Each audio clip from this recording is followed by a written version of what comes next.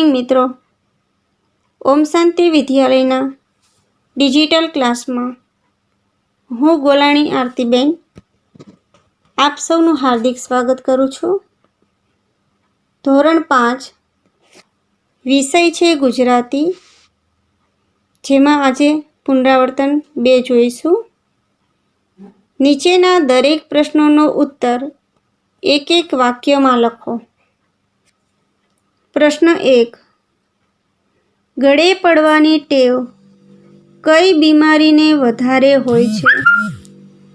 જવાબ છે ગળે પડવાની ટેવ શરદીની બીમારીને વધારે હોય છે. પ્રશ્ન 2 છે. નર્મદાનો શો અર્થ થાય છે? જવાબ છે નર્મદા એટલે આનંદ આપનાર. પ્રશ્ન 3. રાધિકા કોની પાસે શું માગે છે? જવાબ છે રાધિકા શ્રી કૃષ્ણ પાસે ખોવાયેલું મોતી માગે છે.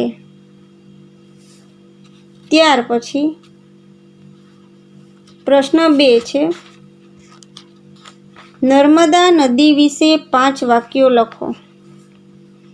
આ પ્રશ્ન હોમવર્કમાં લખવાનો છે. એમાં આપણે લખીશું નર્મદા નદી અમરકંટક સરોવરમાંથી નીકળે છે.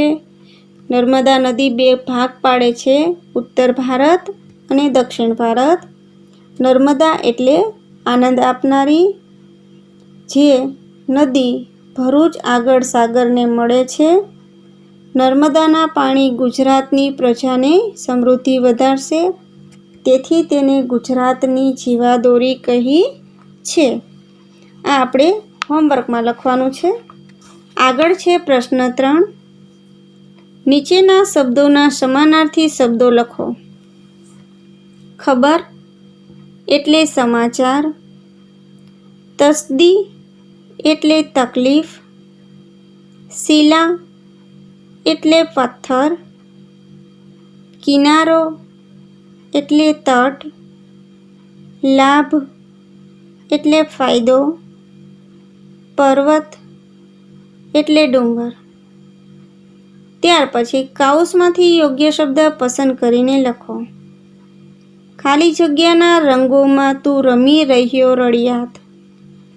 એમાં આવશે મેઘધનુષ્ય. બીજું, ખાલી જગ્યા કાશી નગરીમાં એક મોચી રહેતો હતો. એમાં આવશે કાશી. ત્યાર પછી ત્રીજું છે. લાવને જરા મોચીને ત્યાં ખાલી જગ્યા મારું. એમાં આવશે આંટો. ચોથું છે. મારે સજ્જનને અમુક કામને અંગે ખાલી જગ્યા જવાનું હતું, તો આવશે મળવા. પ્રશ્ન 5 છે. કાઉસમાંથી યોગ્ય શબ્દ પસંદ કરીને લખો. રસ્તા વચ્ચે ખાલી જગ્યા પડ્યો હતો. એમાં આવશે પથ્થર. બીજું છે. સવારે મેં ખાલી જગ્યા કર્યો હતો. નાસ્તો. મારો જીવ અધ્ધર થઈ ગયો. એમાં આવશે અધર. ચોથું છે. સૂર્ય એ ઉર્જાનો અખૂટ ખાલી જગ્યા છે. એમાં આવશે સ્ત્રોત. ત્યાર પછી છઠ્ઠો પ્રશ્ન છે. નીચેના વાક્યોમાં સંજ્ઞા નીચે લીટી દોરો. મારે એક જાતિના સજ્જનને મળવા જવાનું થયું. એમાં સજ્જન નીચે લીટી આવશે. બીજું છે. ગુજરાતની પૂર્વ મધ્યપ્રદેશ રાજ્ય આવેલું છે. એમાં ગુજરાત નીચે લીટી અને રાજ્ય નીચે લીટી. ત્રીજું છે. નર્મદા બેટમાં કબીરવડ આવેલો છે. એમાં નર્મદા અને કબીરવડ નીચે લીટી. ત્યાર પછી રૂઢિપ્રયોગનો અર્થ આપી વાક્યમાં પ્રયોગ. પેલું છે કિંમત કરવી એટલે કે માપ કાઢી લેવું. હીરો હાથમાં લેતા જ ઝવેરીએ કિંમત કરી લીધી. નિસાસો નાખો એટલે કે દુઃખ કે નાસીપાસ થવાનો ભાવ પ્રગટ કરવો. વાક્ય છે છેલ્લા પ્રયત્નમાં નિષ્ફળ જતા રવિએ નિસાસો નાખ્યો. ત્રીજું છે ઊર તણાવવું એટલે કે દિલ ખેંચાવવું. શ્રી કૃષ્ણ તરફ રાધાનું ઊર ખેંચાવા લાગ્યું. ચોથું સ્વપ્ન ફળવું એટલે કે ઈચ્છા પૂરી થવી. દીકરો ડૉક્ટર થતાં મોહનલાલનું સ્વપ્ન ફળ્યું. આઠમું છે નીચેના દરેક વિરામચિહ્નનો ઉપયોગ થતો હોય તેવા બે વાક્યો લખો. પેલું છે પૂર્ણવિરામ. પેલું વાક્ય એક કાશી નગરીમાં એક મોચી રહેતો હતો. છેલ્લે છે પૂર્ણવિરામ. બીજું વાક્ય મનને તૈયાર રાખજો. મનને તૈયાર રાખજો. પૂર્ણવિરામ. ત્યાર પછી અલ્પવિરામ. પેલું તે સમજી ગયા. અલ્પવિરામ મોચી સાચુકલો છે. અલ્પવિરામ ભગત છે. અલ્પવિરામ કદી જૂઠું બોલતો નથી.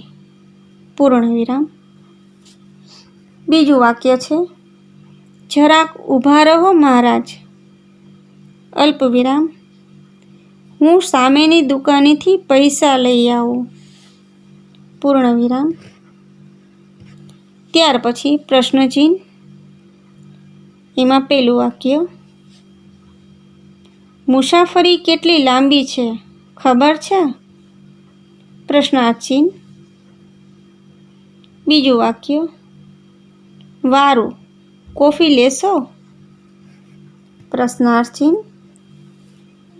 ત્યાર પછી ઉદ્ગાર ચિહ્ન છે. એમાં પેલું વાક્ય મનુષ્યએ કેવો ભગીરથ પ્રયાસ કર્યો. ઉદ્ગાર ચિહ્ન નમામિ દેવી નર્મદે. ઉદ્ગાર ચિહ્ન. બીજું વાક્ય છે ચાંદની રાતે નૌકા વિહારની એવી તો મજા આવે. ઉદ્ગાર ચિહ્ન. ત્યાર પછી પ્રશ્ન 9 છે નીચે આપેલા શબ્દોને શબ્દકોશના ક્રમમાં લખો. એમાં પેલું આવશે ત્રાડ. બીજું છે ત્રાંસુ. ત્રીજું છે ત્રિકોણ. ચોથું છે ત્રીજું અને છેલ્લે આવશે ત્રેવડ. અહીંયા આપણે પુનરાવર્તન પૂર્ણ થાય છે. સાથે સાથે કોર્સ પણ અહીંયા આપણે પૂર્ણ થાય છે. આજનું આપણું હોમવર્ક છે નર્મદા નદી વિશે તમારે સારા અક્ષરે ગુજરાતીની નોટમાં લખવાના 5 વાક્યો રહેશે. આભાર.